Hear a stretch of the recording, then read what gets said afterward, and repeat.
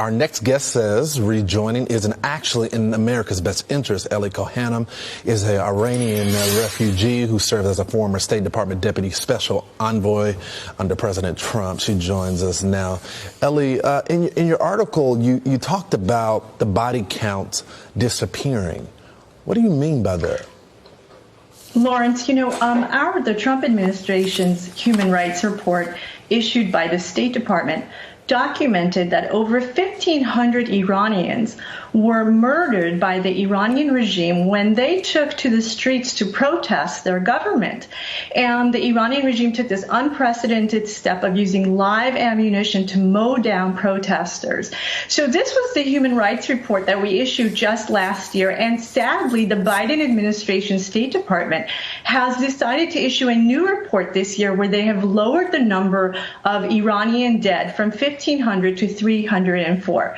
And so it's kind of an appalling tactic by the U.S., and I would argue that the timing of this revision of the facts was just in time for the talks that are taking place this morning to try to sell a bill of goods to the American people to whitewash the Iranian regime's heinous human rights violations, so that the American people don't understand the nature of this regime, which is that they are evil and that they are committing the most vile human rights violations against their own citizens just to remain in power.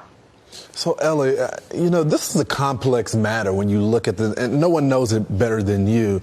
It seems to me that the people want change in Iran, and I talk to a lot of Persian people, and they're furious with what's happening going on, but it doesn't seem like there's any movement from those in power. Well, I would tell you, Lawrence, that the United States being the beacon of democracy and liberty and freedom, we should be holding the Iranian regime accountable for their vile human rights abuses. And we should also be holding them accountable for the fact that they are the #1 state sponsor of terrorism in the world. They cause all the instability in the Middle East, North Africa region. They're also right in our doorstep in Lebanon. Lebanon and Hezbollah has a presence in Latin America. So the United States should be holding them accountable, and for no reason should we be putting the Iranian regime on the pathway to nuclear weapons. They've shown us over and again what they're doing right now, causing tremendous instability throughout the Middle East. Just imagine what they're going to do once they have nuclear weapons. It just makes no sense, and it's clearly against U.S. interests to do that.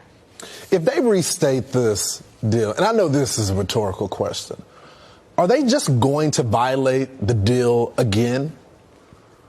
Lawrence, you know what? You're exactly right. And so the fact is that that the Iranian regime cannot be trusted. They've proven over again that they have this kind of religious fervency. They are not rational actors. And so they've proven to us over and again what they do. They lie, they cheat, they steal.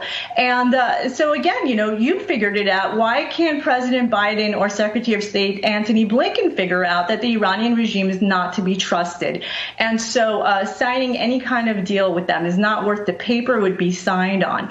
The U.S. right now has all the leverage. The Trump administration's maximum pressure campaign worked. We have the Iranian regime. They're weak. They're vulnerable. We have them exactly where we want them. We have all the leverage. The United States does not need Iran. They need us. So we should be holding them accountable. There's no reason for us to be giving them access to nuclear weapons. Yeah, it's insane. Ellie, thank you so much. Hopefully there's not more pallets of cash. Thanks for joining the program.